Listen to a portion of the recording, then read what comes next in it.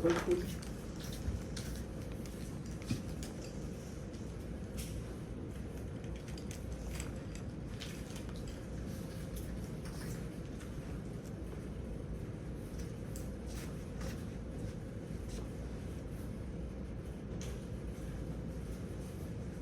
Okay, let's work out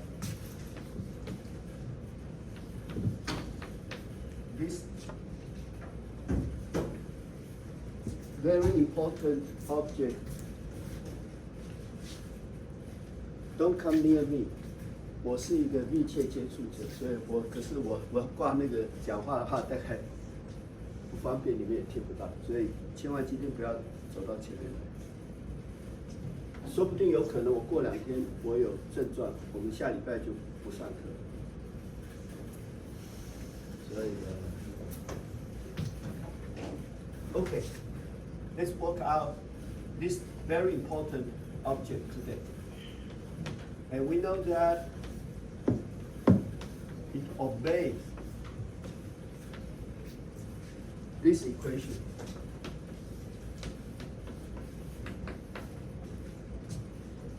So this is the so-called as Green's function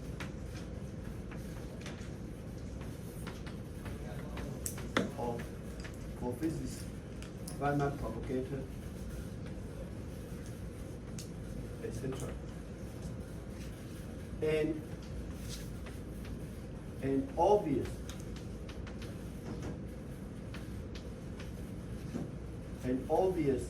solution for this object is, let me write out again, just to be explicit, an obvious solution hint from the non-relativistic case.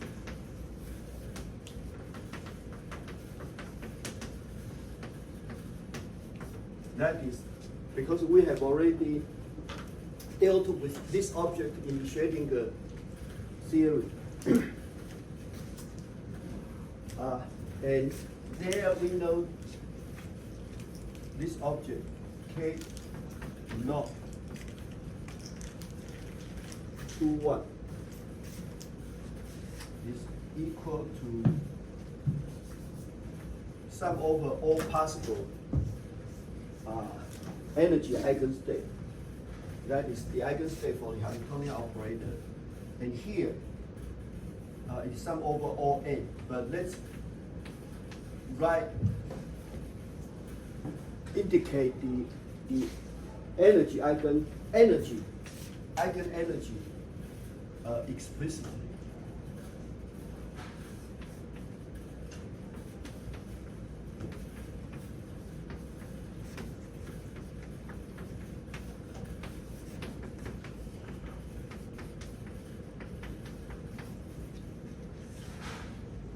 And plus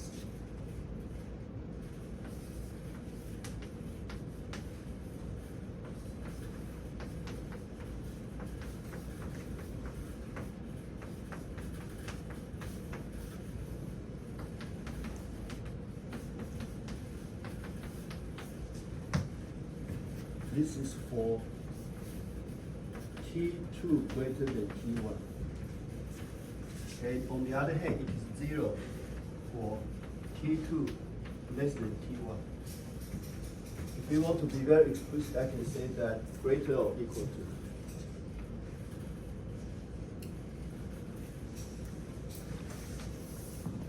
But as I explained to you last time, that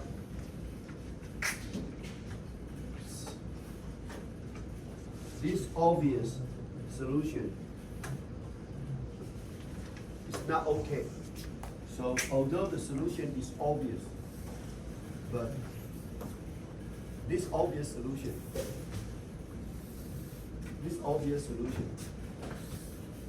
not okay. Why? Because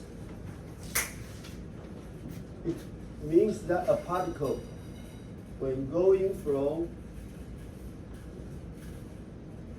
1 to 2, so this is from 1 to 2, this is 4, 3, it can scatter into, so this is electron, which means positive energy solution.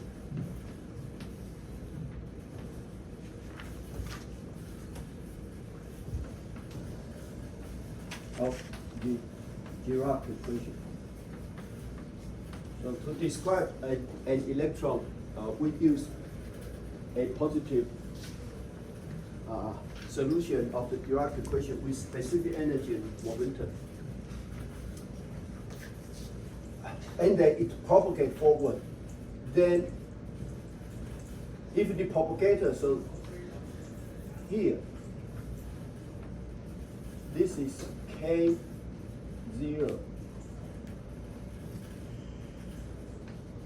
4 to 3, 3 comma 4. If the K0 is of this form, then that means that the positive energy state will be scattered into a negative energy state.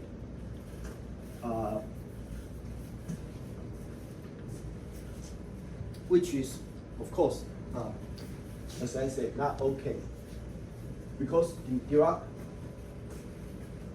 C is already filled up. So we know that if T is greater than T1, greater or equal to T1, that is, we would like to ask what is the evolution of a particle moving forward in time to reach point 2. Then this part should not be there. This part should not occur.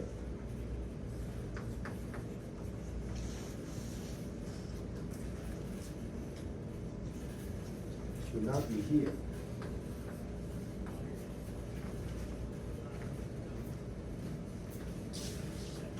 So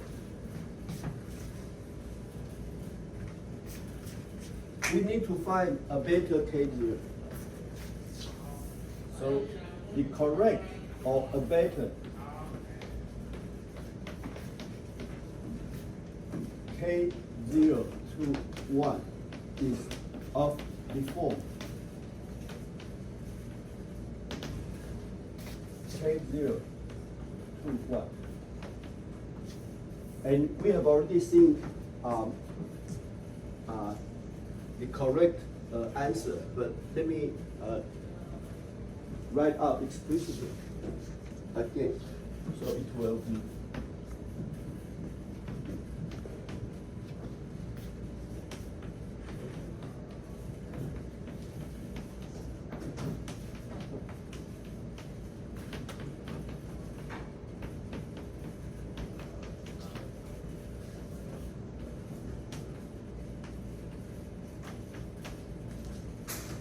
for T2 greater than T1, we keep the first piece. And for T2 less than T1, it will be this piece.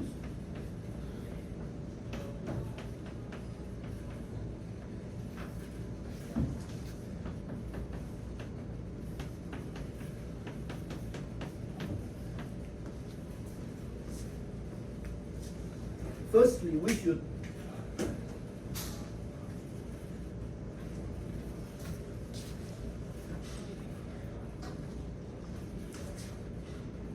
make sure that this is a solution, a better solution, a better case.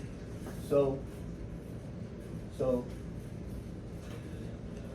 it is indeed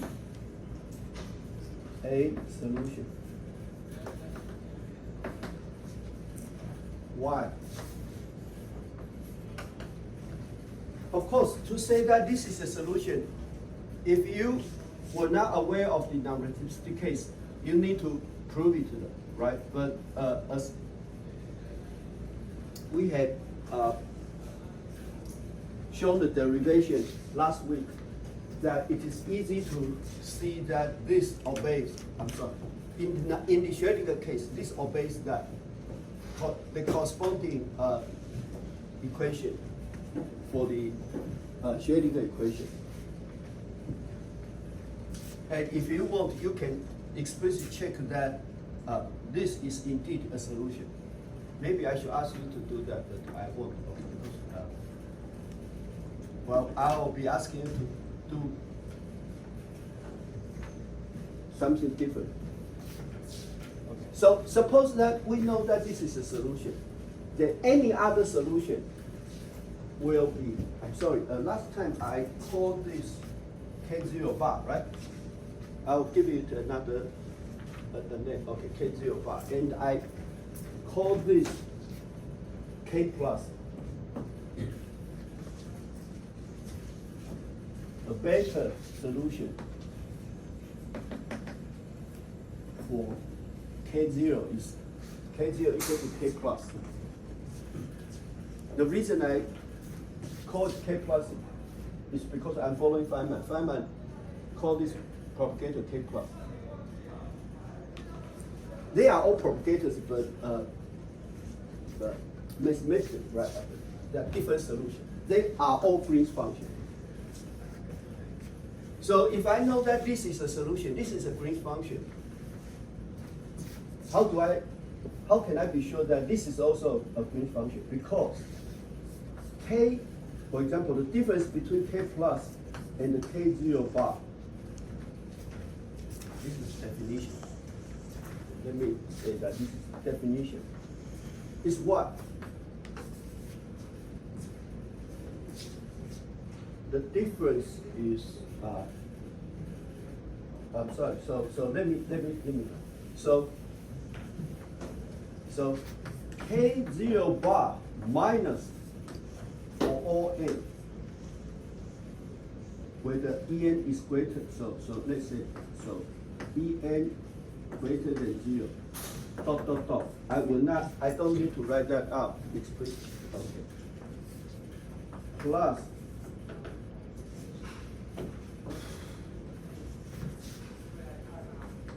En less than 0.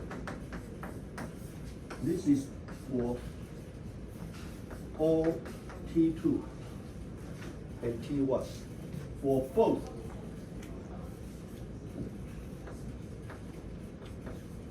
T2 greater than T1 and T2 less than T1. So because maybe I should not skip it. So this is phi n of x2. And I only need out the first piece. Dot, dot, dot. Dot, dot, dot.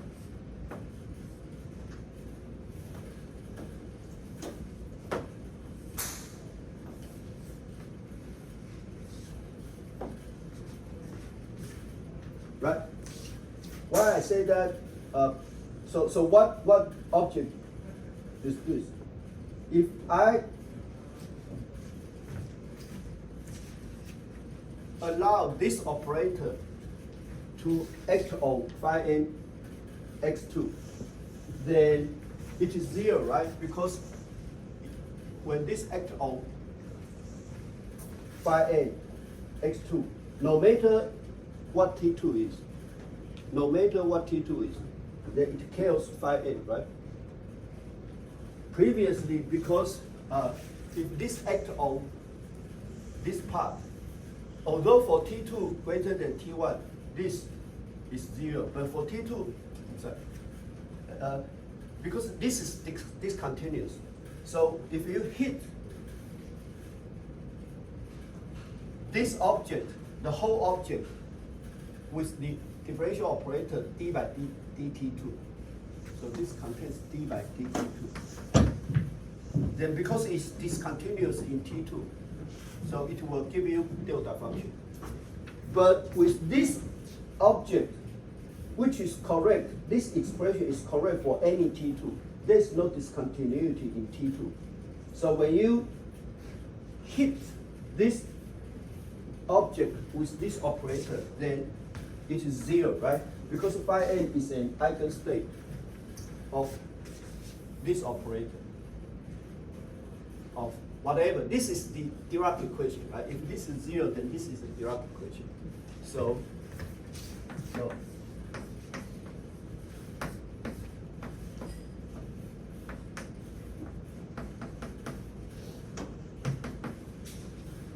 right, this is the Dirac equation. So as I already told you last time that this is a solution. So this is the so-called homogeneous equation. So this is a solution of the homogeneous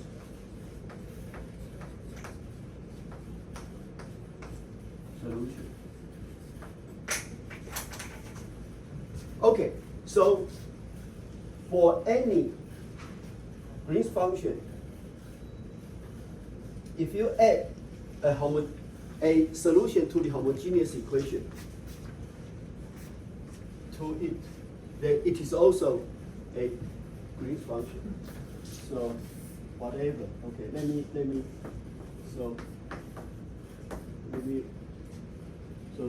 write it as G.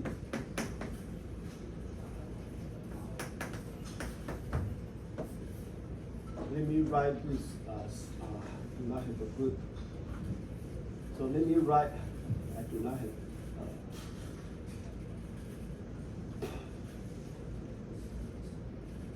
Let me write this as G cubed. Okay. So G and the G plus or minus G cubed are both Green's functions.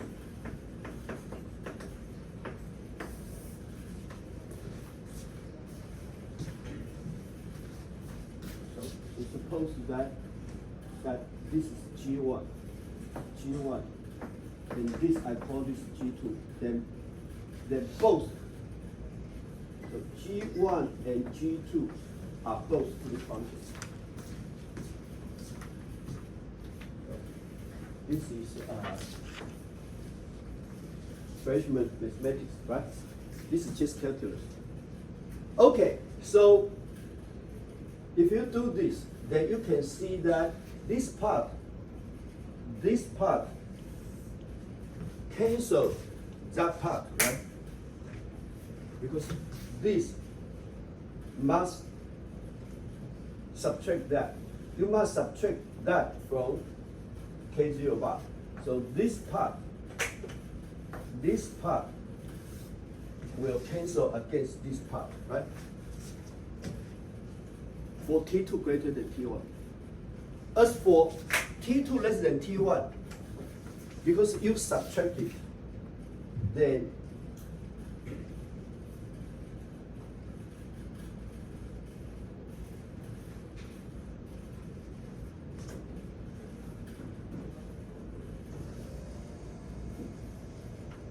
I'm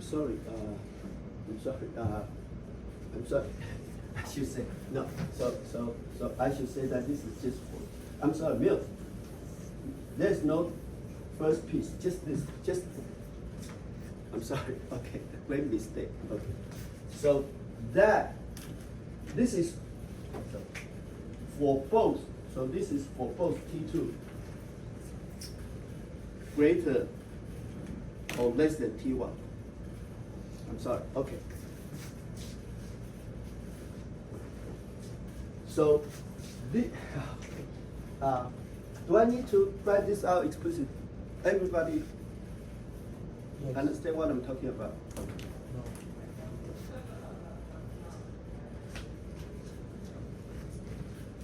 let me, okay, so.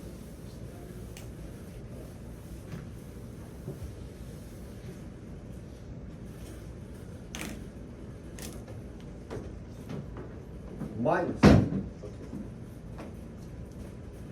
Minus something.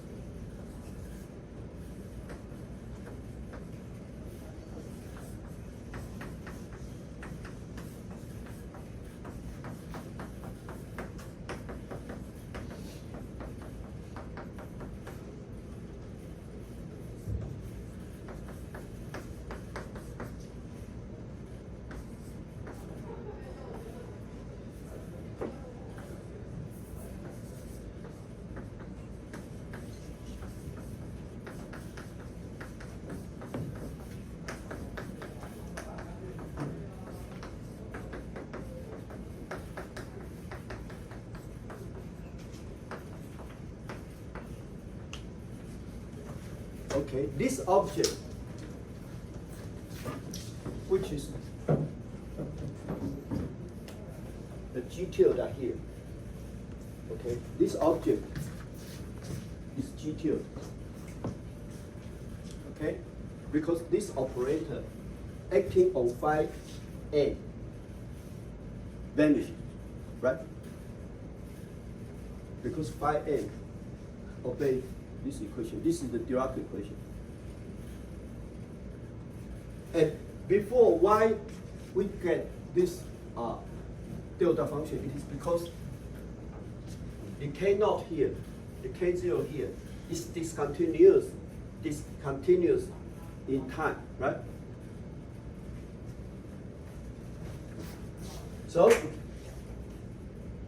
if we do that, then for T2 greater than T1, this piece cancel against that piece.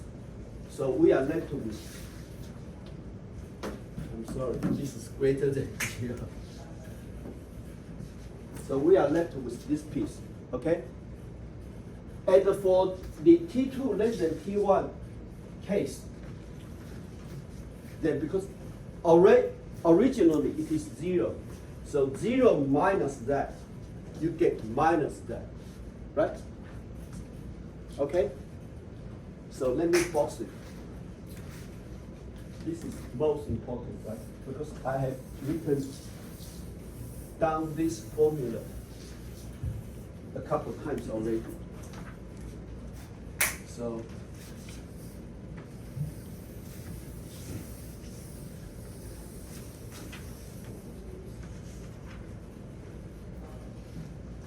okay. So how do I interpret? So at least for T2 greater than T1, it's okay, right? Because an electron will be scattered into an electron. That's okay. Now, how do I interpret this part when T2 is less than T1? Then remember that En is less than 0. Is smaller than 0. So I can write this as En absolute value, and then T1 minus T2, right?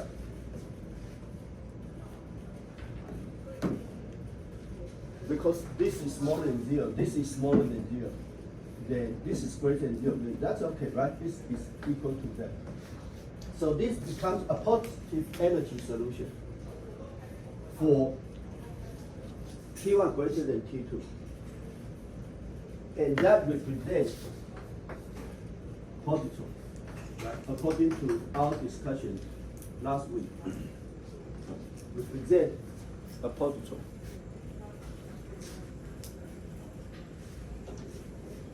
So, any question? I'm just reviewing what we talked about last time. Any question? Like, conceptually, it is not difficult, right? Although the formula may look messy, but we know that what that is, inside out, right? Explicitly. Any question?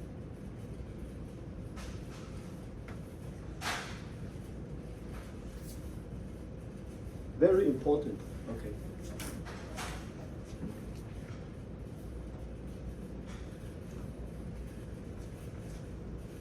So, can I go?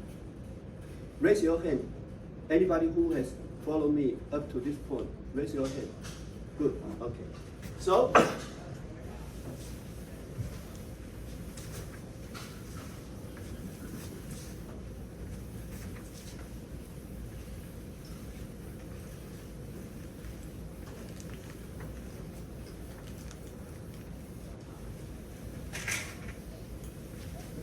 so the situation is, if I use K plus for K0, I claim that K plus 2, 1 is my Green's function. Is this correct Green's function? Then, if I look at the second order solution, okay, remember that last time we talked about perturbative solution to K plus A.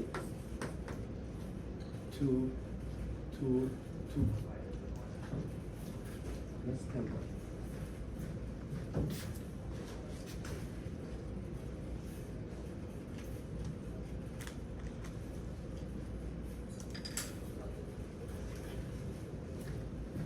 Remember that last time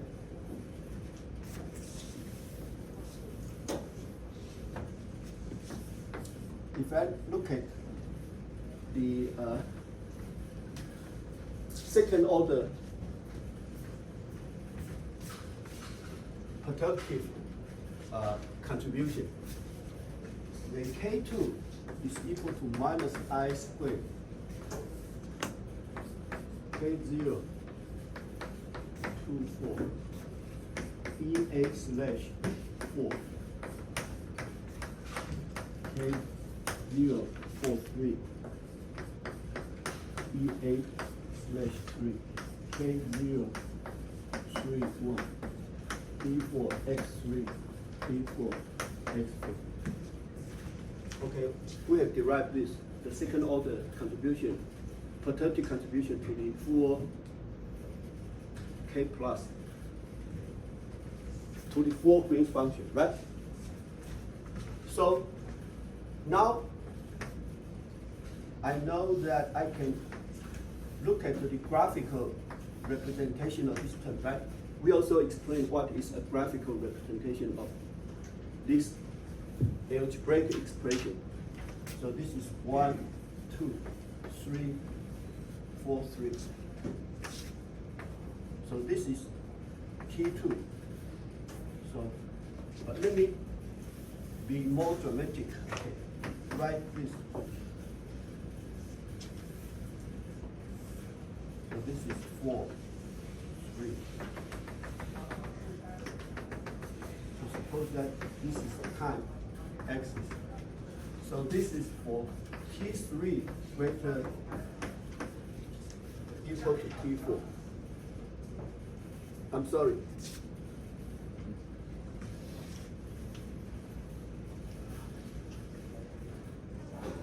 What? This is 2, 1. Where did I write wrong? 1, 3, 3, 4. Oh, this is. I'm sorry. Okay, so whatever. Okay, I just changed 4 and 3. Okay, no matter what. I just changed. Okay, so for T4 greater than or equal to T3, then this represents what? This represents the propagation of the solution of the positive energy solution from 3 to 4, from space-time point 3 to space-time point 4. Okay? So this is. On the other hand,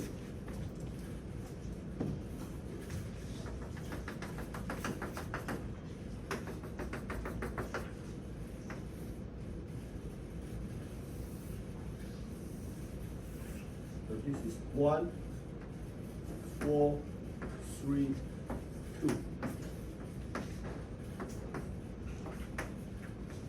On the other hand, if T4 is less than T3, then according to the interpretation here, this expression represents this process. That is, this is again E minus, but this is E plus, and this is E minus. Okay. And you may say that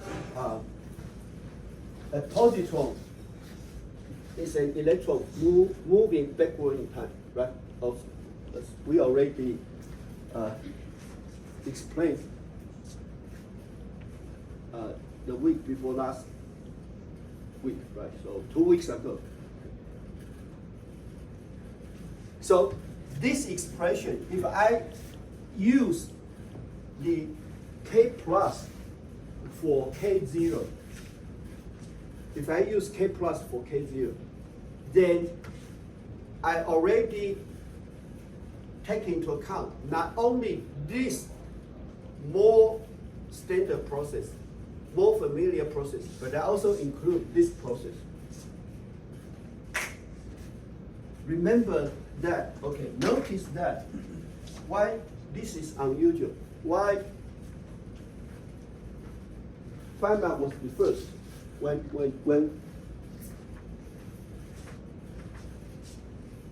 I indicate or when I emphasize Feynman was the first. That means that nobody before Feynman found that it is a good thing. This is a good thing. Because intuitively, suppose that I look at any time slice. Suppose I look at this time slice. So any T5, not T, whatever, okay, let me call this T5. So T5, suppose T5 is smaller than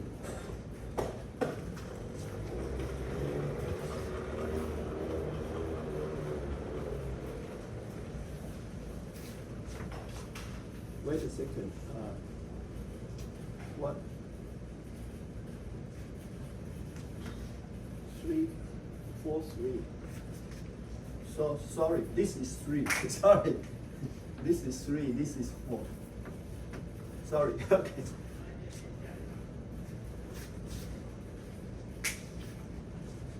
I'm sorry. Okay. You must correct my mistake. Okay. This is right. This is from 1 to 3. 1 to 3. So not from 1 to 4. So this is 3, this is 4. So that makes sense, right? Okay? So suppose that I look at any specific time, T5, which is between T3 and T4. So this is less than T4, greater than T3. Then I see 3 particles. I see, so we see 8.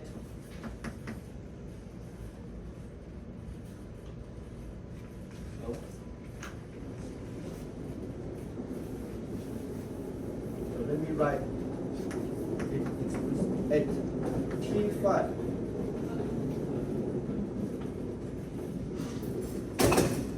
For which T5 is less than T3 and greater than T4.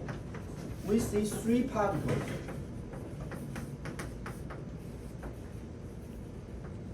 We see 3 particles. That is 2 electrons and 1 positron, right? At T5, we see 2 electrons, 1 positron. So this is a multi-particle state.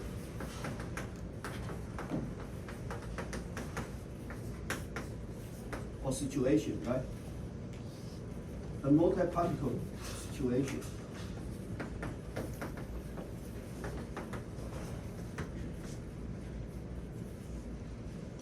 So before Feynman, nobody thought that because this is a single particle, this at any time, the system only has 1 particle. But this is not like that. it could be one particle and three particles and one particle. So these two processes, the physical meaning is completely different from that, right? These two situations have completely different physical interpretation. This is a multi-particle situation.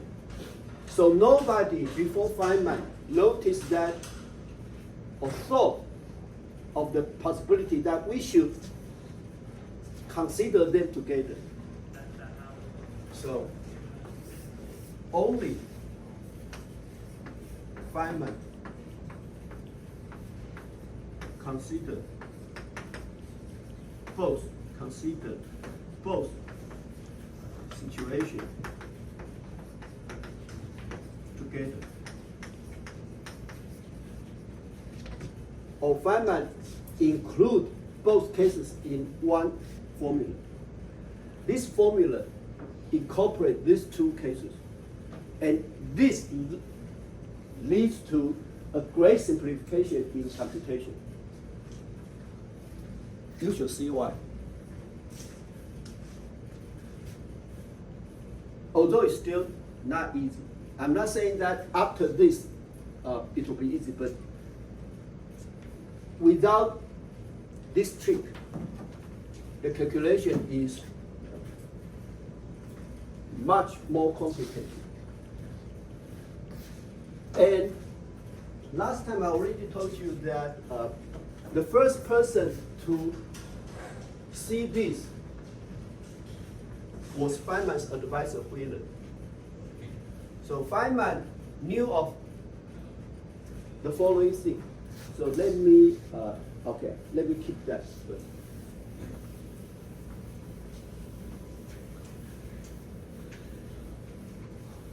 Because Feynman is a very good storyteller, right? So he told the following story, told us the following story. He said that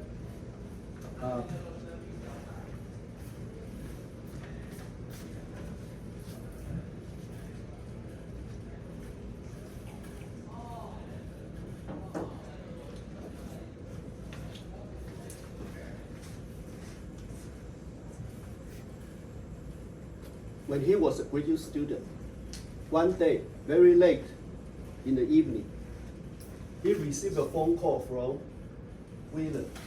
And Wheeler told Feynman that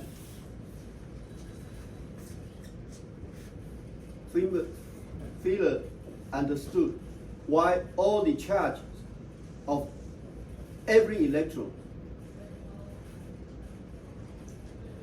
are the same.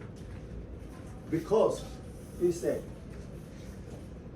all the electrons in the universe are actually the same electron. So suppose that this is the electron, okay? And then the electron could move forward in time, backward in time, move forward in time, backward. So they are all. So suppose that if you look at the system at this particular time, then you see electron here, electron here, electron here, electron here, so on and so forth. And they are the same electron, so charge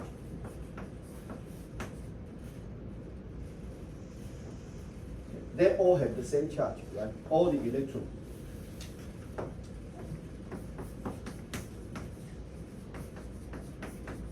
All the electrons have the same charge because they are the same.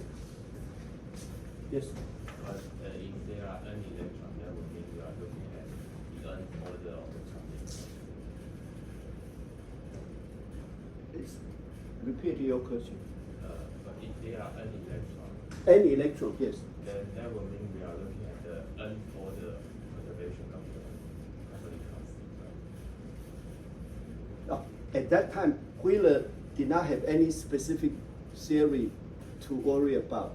He's just saying that any two electrons, I can regard them as the same electron, according to this intuitive picture.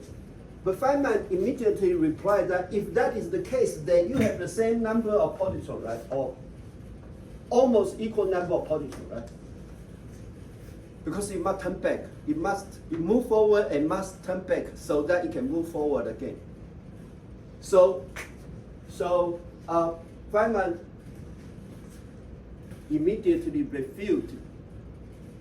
refuted Wheeler's idea. Right? If Wheeler's idea is any good, then there should be almost an equal number of electrons and positons. And of course, you can say that all the positons are also of the same charge. But we do not see positron, easily see any positron in our environment, right? Of course, there are lots of positrons among us, but you need to design an apparatus to see that. So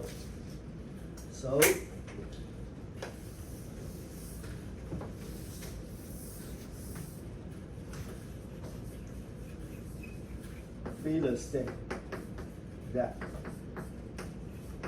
because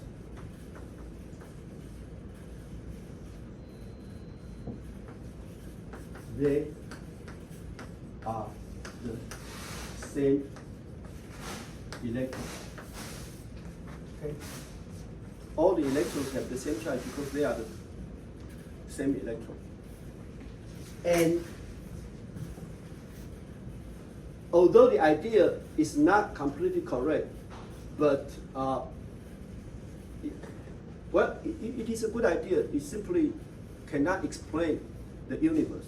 But mathematically, we know what that means. And so, as you know, that Wheeler was the physicist who coined the term black hole. Right? He is famous for inventing catchy terms, inventing interesting terminology, interesting names for many concepts. So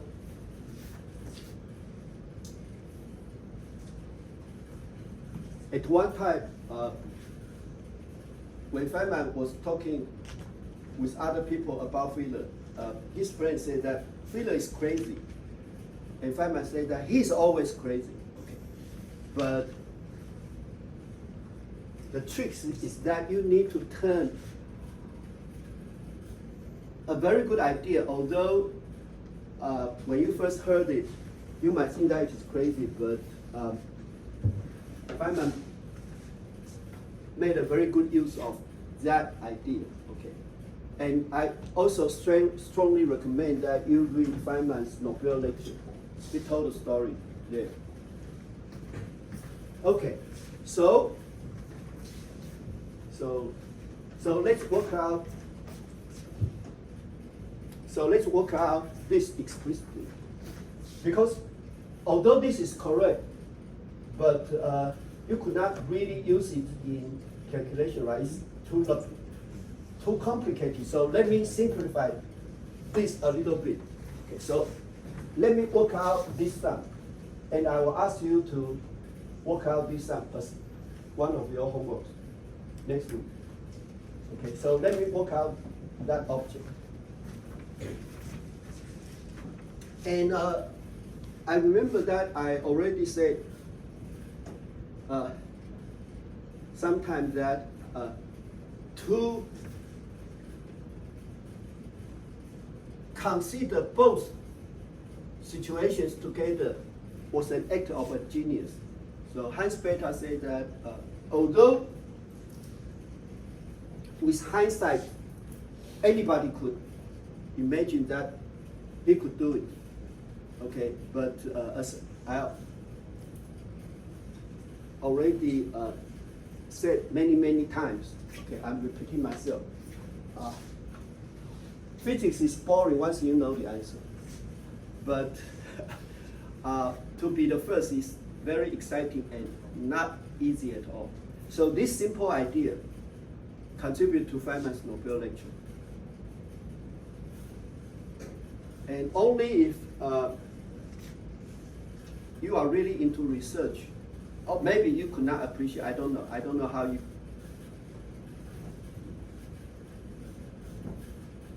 think about this, but I would say that in physics, never mind. Okay, so next I'm going to work out K plus. Any question?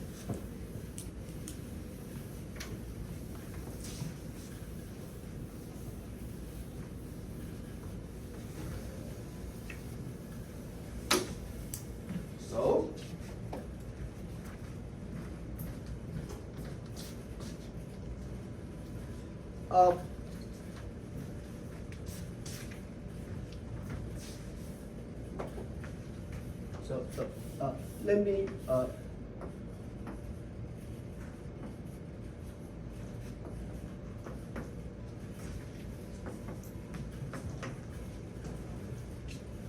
emphasize one thing. Anybody follow my advice and read the paper, read Feynman's paper? Anybody did that? Raise your hand. Anybody did that? Really look at Feynman's paper. Okay, so not many. Okay, Feynman in his paper titled The Theory of Particles, you did not read the paper? You did not have time? Yeah. You did not have time. Yeah. This is more important for your research. Okay, maybe, okay. You, but if you just read the first page, okay, read the first 3 paragraphs.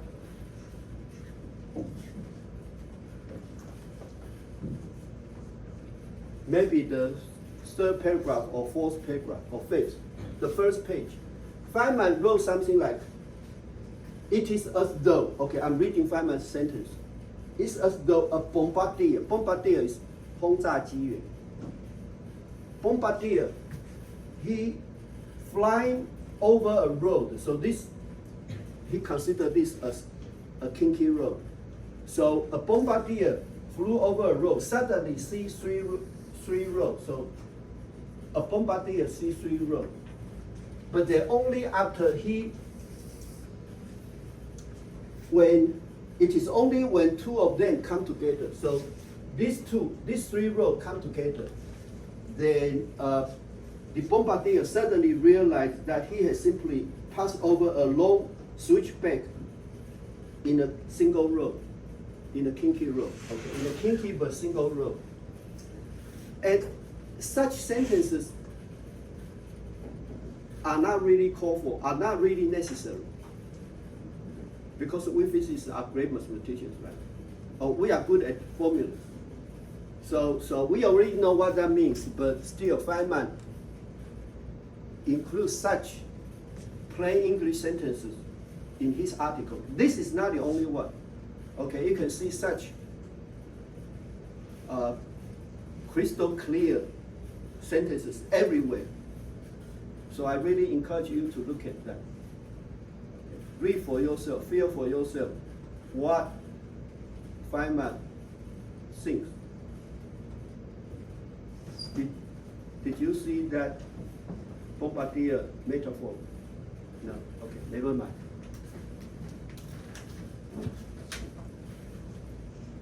Okay, let's work out K plus for T2 greater than T.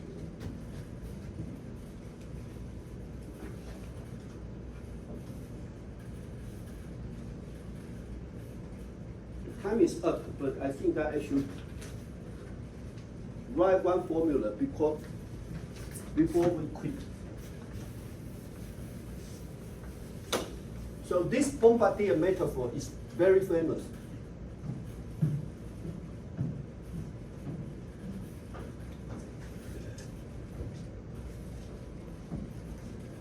So let me write. Okay. So K. So I look at this first piece. So let me write down the formula. Then let's have a break. So let's look at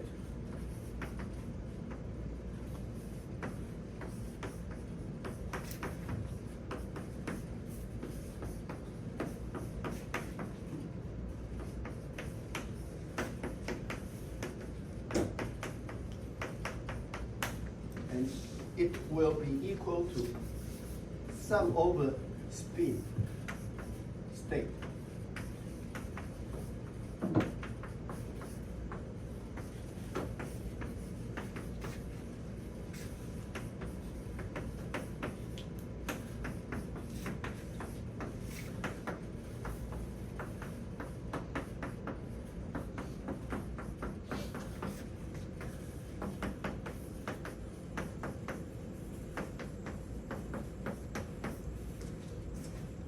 Okay. Okay, I will leave it at that. I will explain why this is so after the break.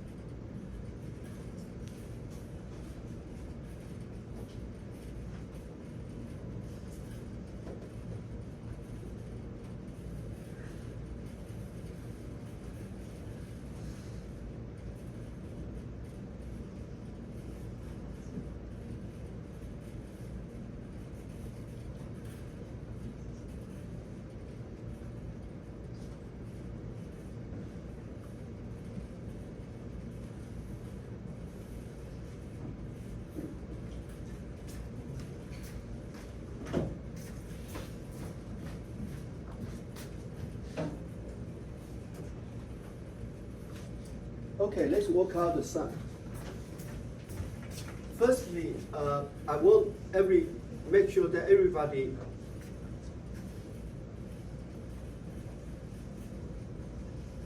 agree that this is the correct formula for this expression. Okay, because previously we write a solution to Dirac equation as U of V, right? V indicate negative energy solution. Remember that? Did I write this as UPS, or sometimes I may write another way of writing it, U of P sub S. Whatever, the meaning should be clear. Look at your note. Did I write the solution this way or that way? That way, okay. So.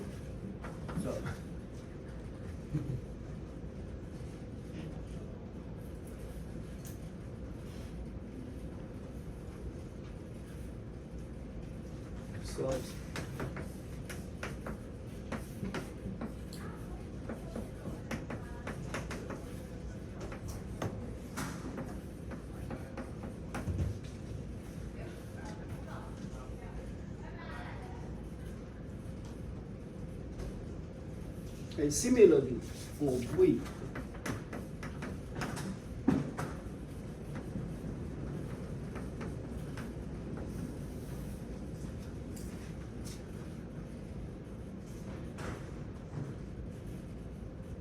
so I need another student to agree with me so that I'm sure that everybody is following me. Did you see such formula in your note?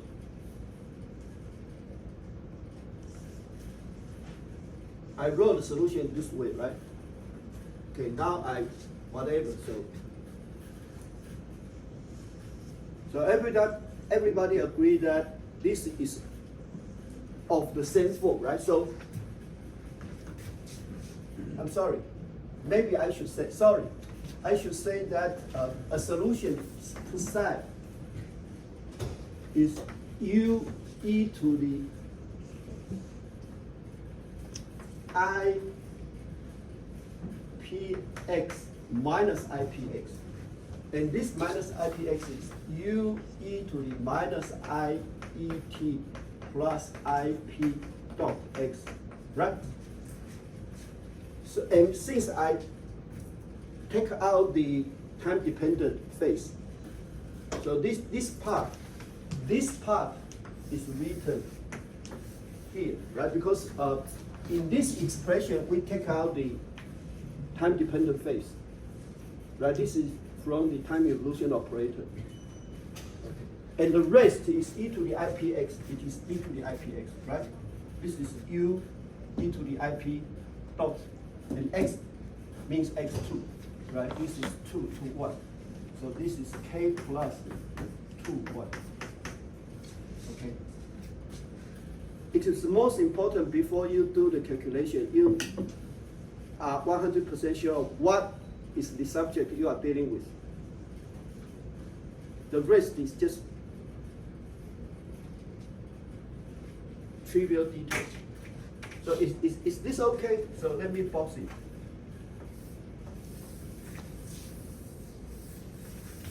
And you can also see such an expression in Feynman's book. I already told you that you can download Feynman's Quantum Electrodynamics, this lecture note.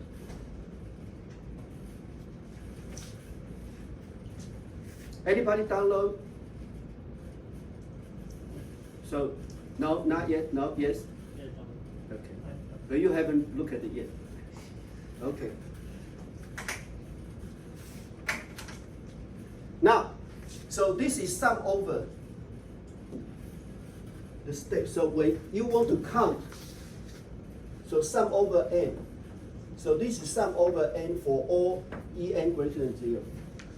So you have to, so when you say you sum over all n, that means you sum over all, or integrate over, because P is continuous.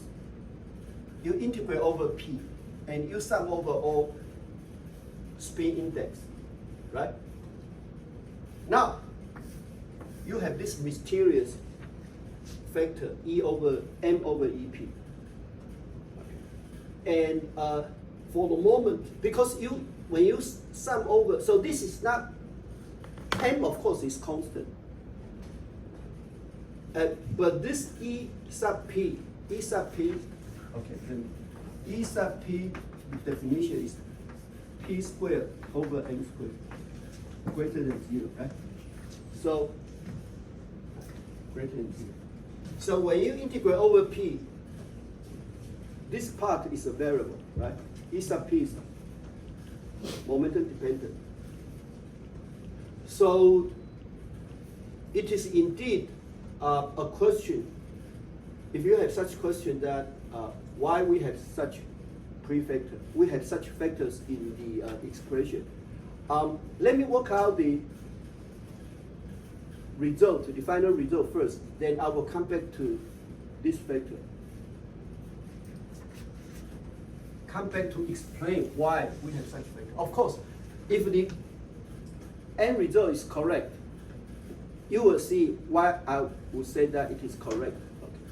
Okay. Then it's justified why we must put in such factor in the integral, right? But for the moment, you just okay.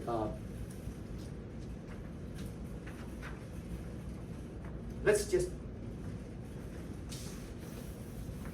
have E over M over E factor inside the integral. Okay. So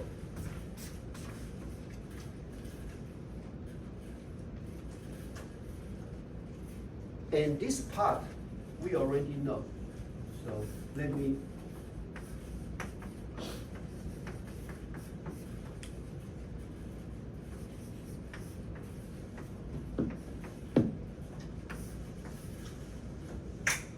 which part we already know. I can, because the spin degree of freedom and momentum degree of freedom are independent, so I can write the summation notation here, right? So let me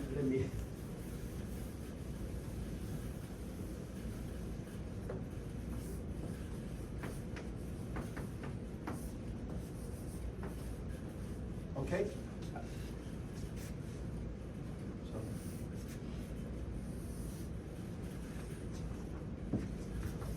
So what that is, this is P slash plus M over 2M, right?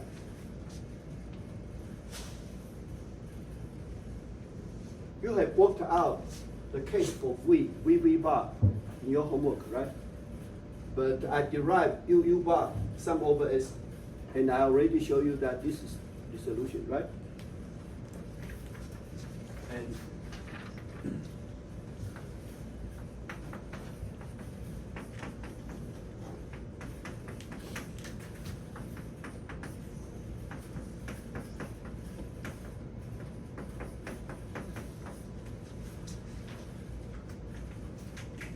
okay.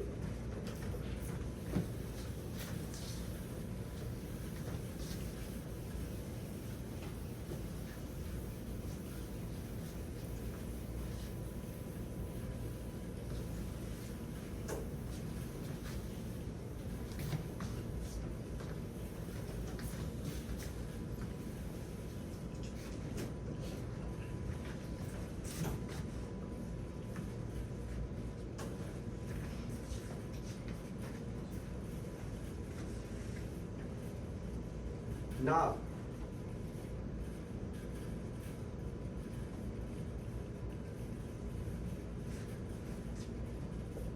I will claim, okay, let me claim the following thing. Let me show you the following thing. So let me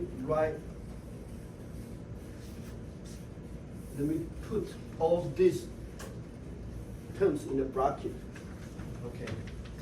So let me claim, okay, of course you can cancel M. So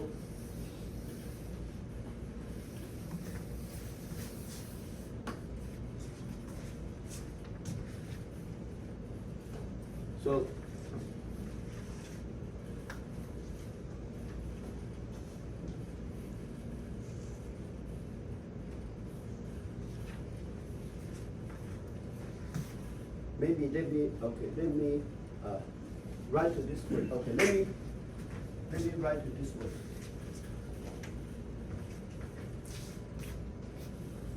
Let me write it this way.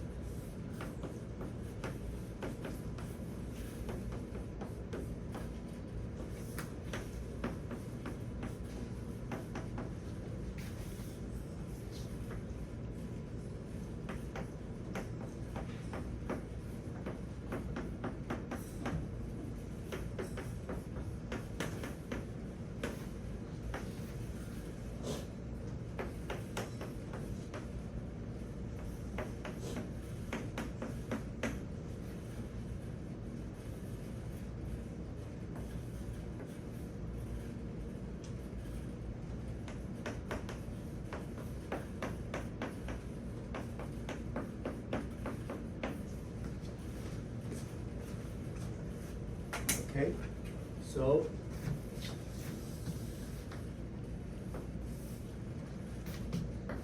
I claim, I will show you. Now, it's most important. This is one of the most simplest and most important calculation in quantum field theory. If you have already taken the quantum field theory course before, you already knew what I'm doing here.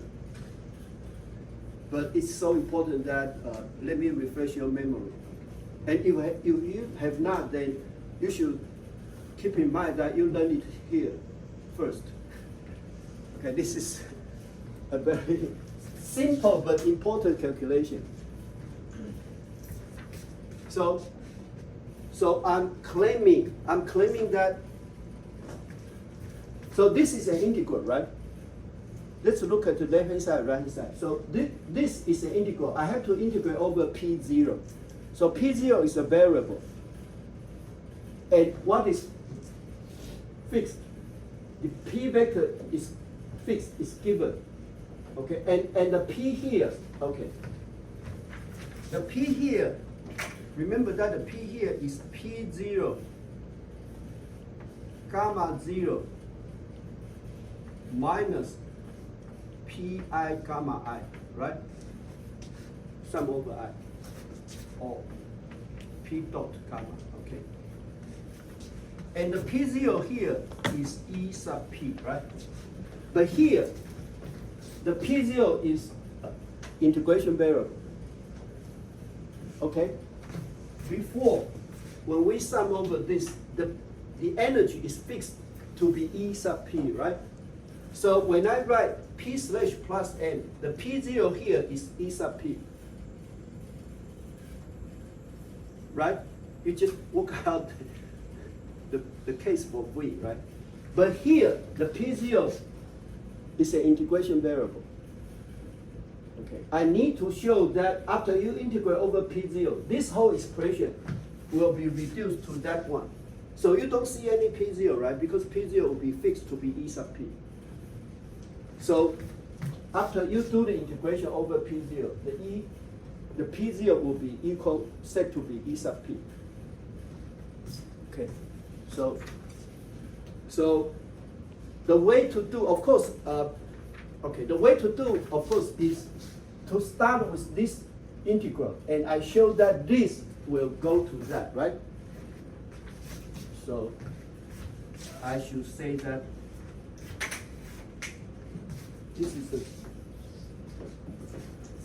this should be the direction to follow. That is, I go from this expression, and I show that that is equal to that after integration.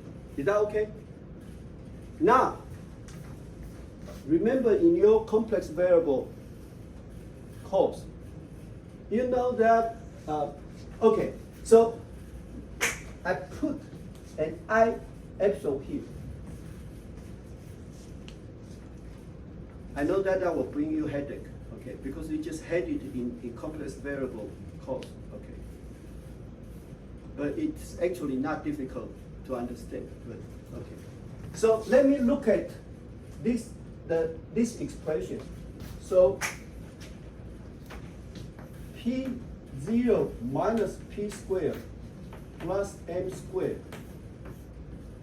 plus I epsilon will be equal to what? Will be equal to P0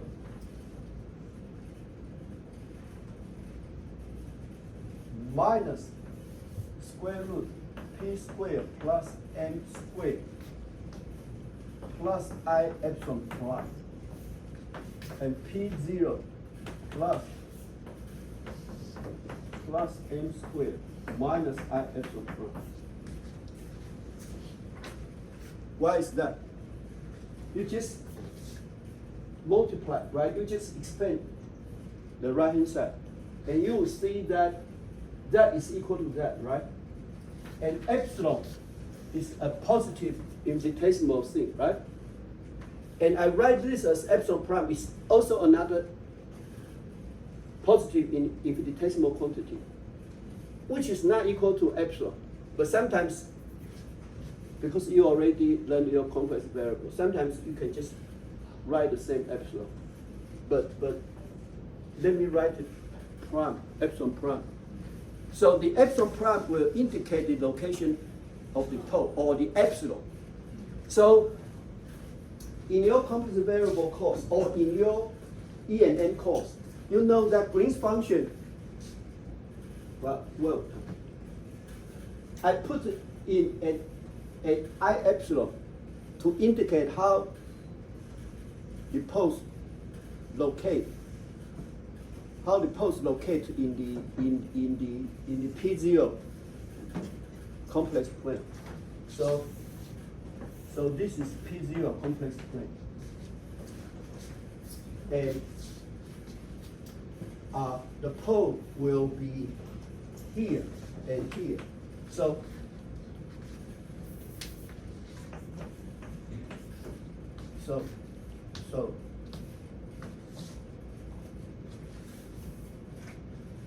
oops, sorry. So let me write this as this is E sub P plus I epsilon. This is P0 plus E sub P minus I epsilon prime. And so this is P0 complex plane. And the pole will be E sub P minus I epsilon prime will be at, and this is minus E sub P plus I epsilon prime, right?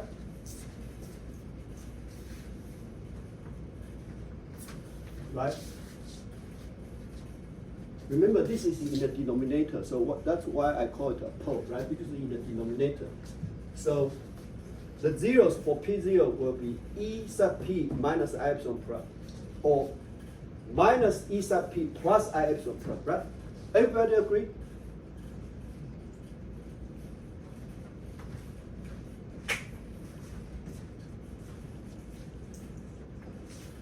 This is the easiest complex variable class because I tell you every detail, right?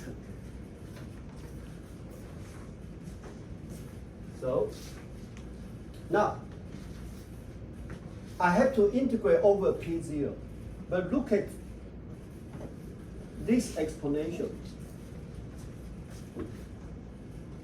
You immediately know from this oscillatory factor that if,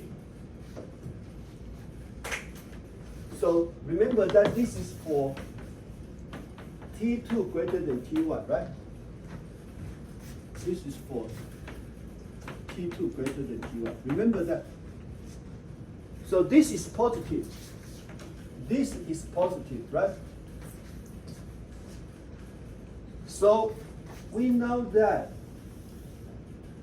the integral, the P0 is from minus infinity to plus infinity, right?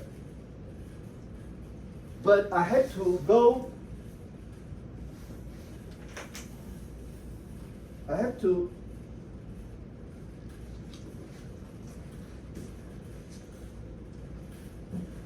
represent this integral as a contour integral.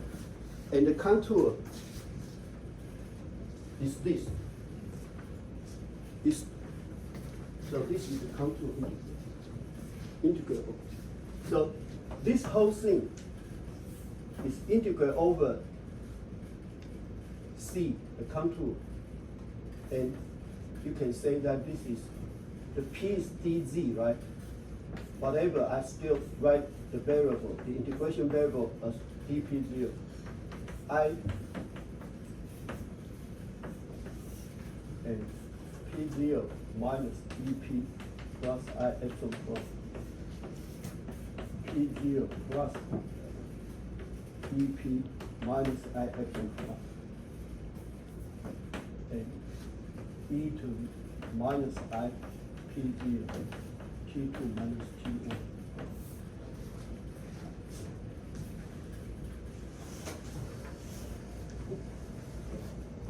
So when you so I claim that this integral is equal to that integral, which means that there is no contribution from this part of the contour. And to make sure that no contribution from this part, right? Because minus infinity to plus infinity, and then this semicircle, and the radius will be pushed to infinity. Then to make sure that this semicircle will contribute nothing to your integral, to this contour integral, so that this is equal to that, then you need to have such base factor, right? Because suppose that P0 is some z, and it has negative imaginary part. So it is minus I times, so it is exponential minus I P0, T2 minus T1, and this is greater than 0. And suppose this P0 is equal to A plus BI, and B is negative because it is in the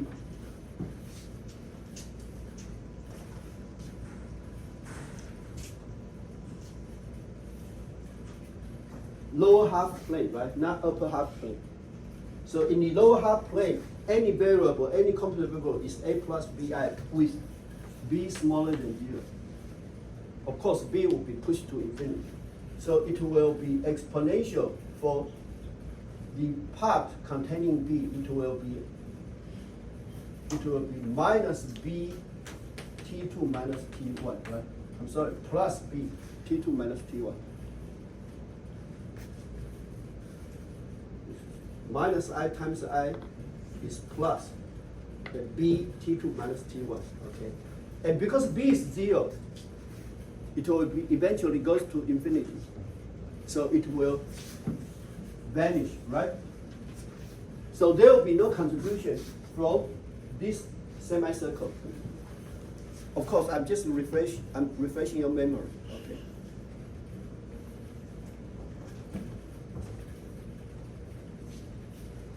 Is that okay? Any question?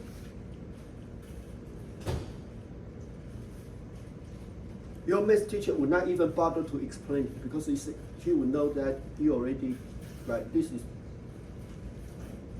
kindergarten stuff. Everybody following me? Raise your hand. Okay, good. Maybe this is not a way to teach advanced quantum mechanics. Okay, we should go faster. We should just show out my slide. And this is okay. Now, if you agree that this integral is equal to that, then we can calculate this contour integral and just use the residue theorem. So the residue theorem tells you that because it encloses the parts in the lower half plane, so it will be, so this is counterclockwise, right? I'm sorry, this is clockwise. So it will be minus 2 pi I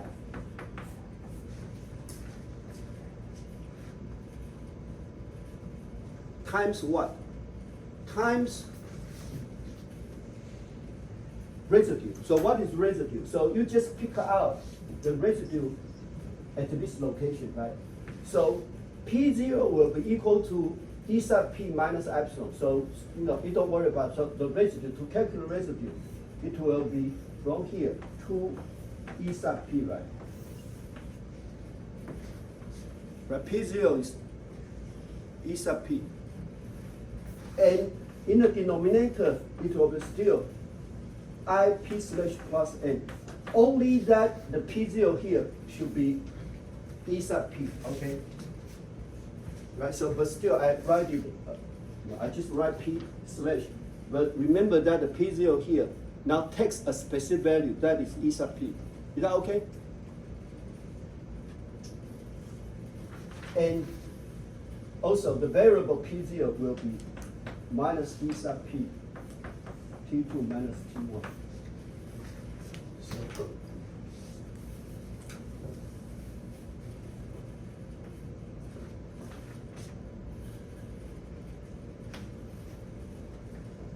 and remember that we have this 2 pi in the denominator here.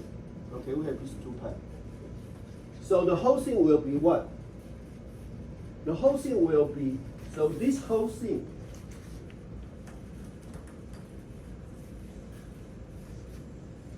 will just be that, right? Agree?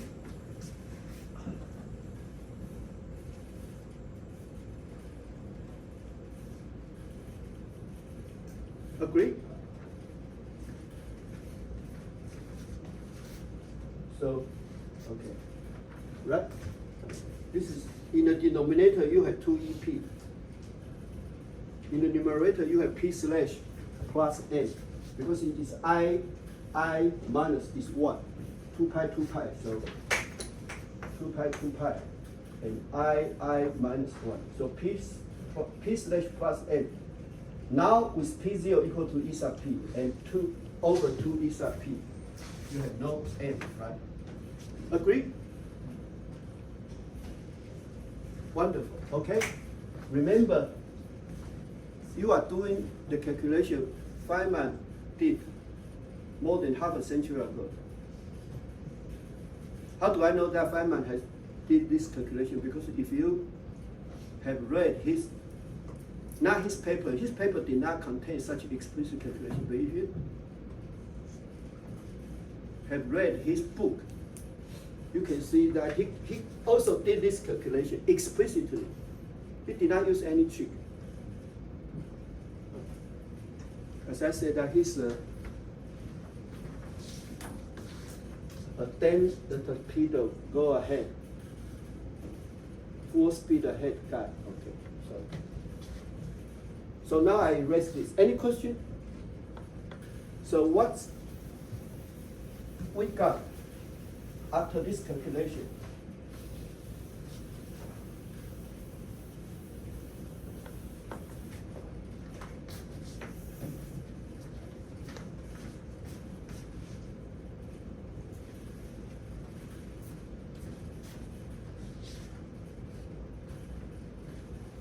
So the situation is, and this is what?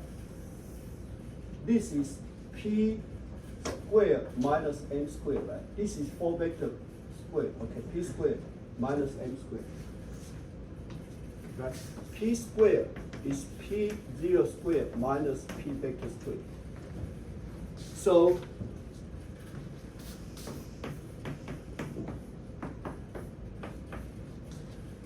the expression we have now is D4P 2 pi to the 4 in the denominator, I P slash plus N, P squared minus M squared plus I epsilon, e to the minus I P x2 minus x1. This just means e to the minus I p0 t2 minus t1 plus I p dot x2 minus x1. Is that okay?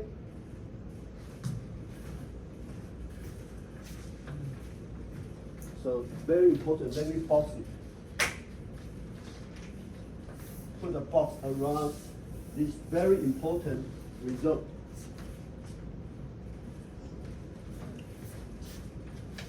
Is that okay?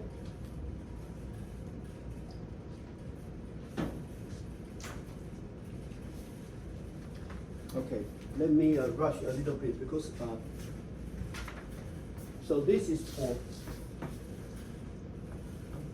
T2 greater than T1.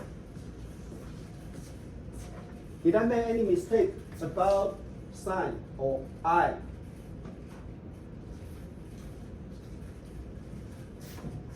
You just copy what I have here. Then you get that, right? Agree? Agree? Now, your homework is, so this is problem set. It's number 5, right? So do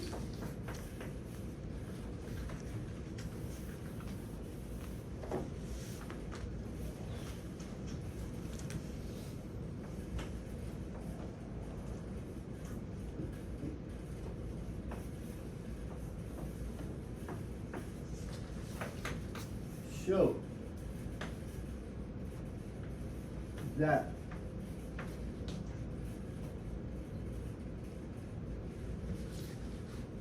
show for T2 less than T1. Show whatever in the box is correct. Okay. Because I already proved it for T1 greater than T2 greater than T1. I want you to show that K plus 2 is also the expression, but only now T2 is less than T1. Okay? So show the equality for T2 less than T1. Is that okay? Is that okay?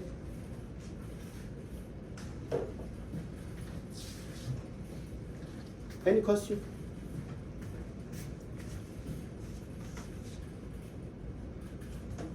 So instead of U, you should put V here with appropriate expression for phase vector. I'll leave you to work that out. Okay, so you use V, but with appropriate phase vector. And you already know what that is. Okay. And with my slow explanation in the last 2 hours about the sign of E, about the meaning of sign of E, then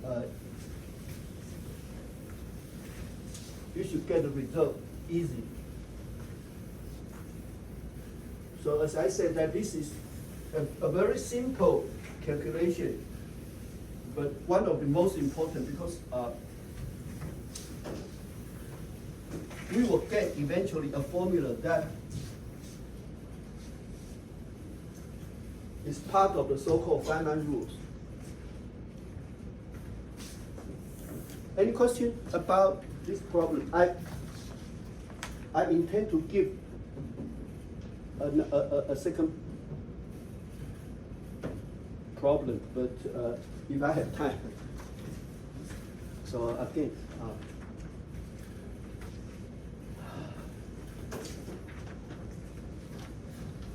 I'm too slow, but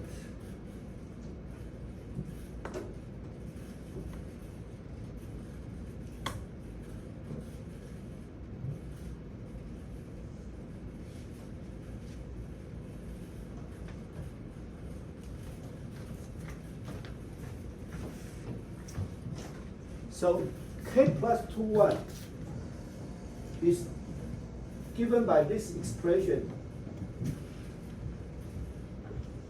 for both T2 greater than T1 and T2 less than T1.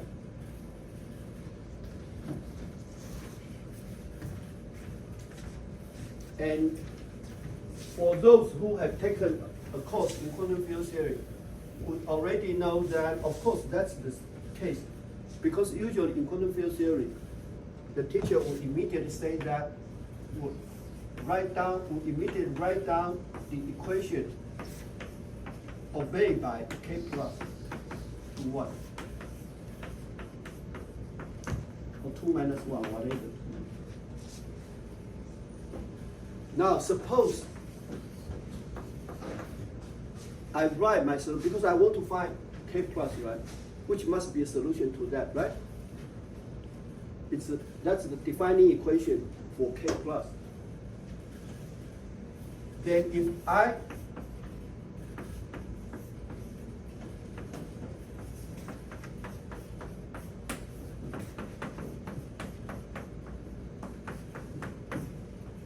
parameterize my solution in this way, in a way, because this is space-time function, and I do a Fourier transform of this function, or I express this as that. So this is definition. So S, the so-called S plus P, is defined by this equation. And you just substitute this into that, and you will see. So what is that? What is this object? You might say that this is Fourier coefficient, right? You do a Fourier expansion on k plus 1. So this is a function of x. Then you go to the momentum space. Then the corresponding thing will be S plus of P, right? This is 4 vector, okay? So to obtain k plus is simply to obtain S plus.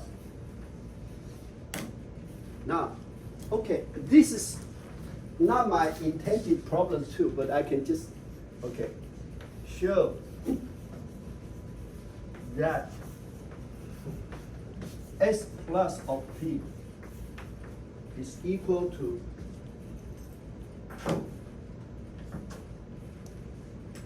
I over 2 pi to the 4th power, and P slash minus M minus I extra plus I extra. Oh, maybe I okay, just to, let me, just to,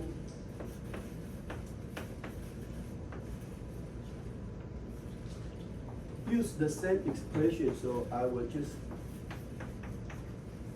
okay. So S plus is defined here. Of course, you can say that,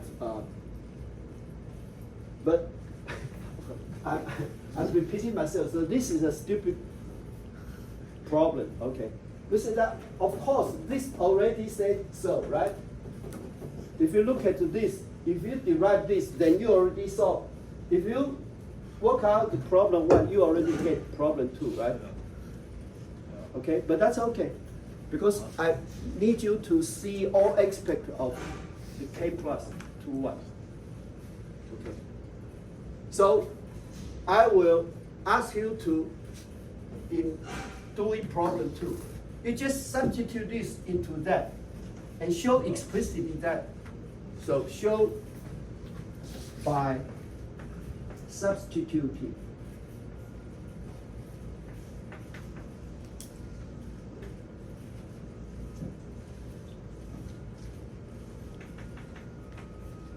So let me call this this formula.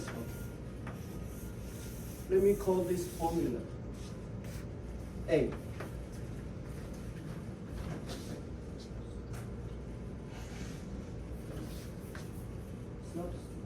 Substitute A into the equation for k plus 1. Okay, so just essentially, you have already worked out this problem by working out problem 1.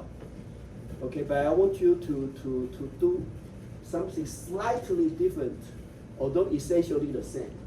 So I want you to substitute this into K plus and show that the solution for S plus is equal to that directly. And this is the usual way given in any quantum field theory textbook. Quantum field theory textbook would claim that K plus obeys this equation. Of course, actually, in modern quantum field theory textbook, you do not see K plus. You see something else, which I will come to next week. Okay, K plus 2, 1 in quantum field theory will be given as an expectation value of certain operator. And I will tell you what that is next week. So actually you don't see K plus 1, you see this. And in momentum space, you can say that this is the Green's function in momentum space. Although this is not my intended problem, but we do not have time. Okay, I'm too slow. So, okay. So since S plus is that, right? So I would, okay, let me write it. 2 pi to the 4th. And P squared minus M squared plus I epsilon. And this is P slash plus M. And sometimes, or always, not just sometimes, people write this as P slash minus M. Okay?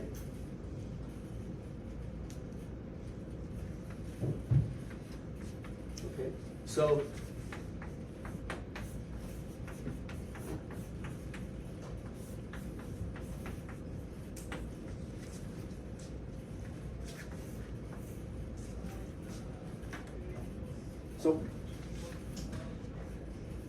very, right, this expression is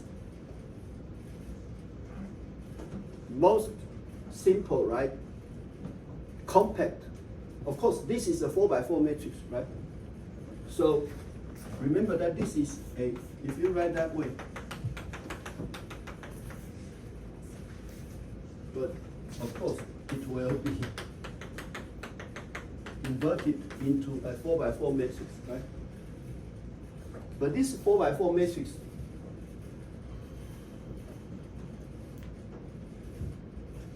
the expression for it is very simple, right? So we spent 3 weeks to get to this result from ground up, from solving Dirac equation and talking about perturbation, talking about the use of K, the use of Feynman propagator. And of course, in quantum field theory course, presumably, this is just lesson number 1, okay? All our 3 weeks of work in 3 weeks will be compressed into 1 hour lecture. But I think that because we are following Feynman's steps, I think this is better because it will give you the sense of all the idea, all the techniques involved, will give you a good grasp of what we'll be going to see. Okay. I'm sorry. I need 1 more hour to. Anyway, okay, let's stop here. Any question?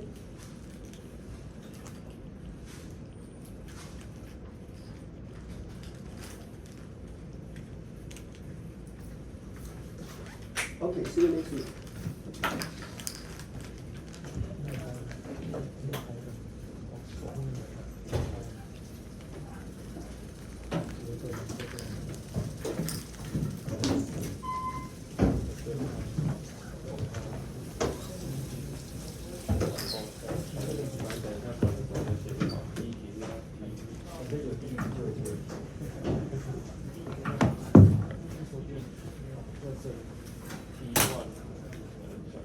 反正反过来。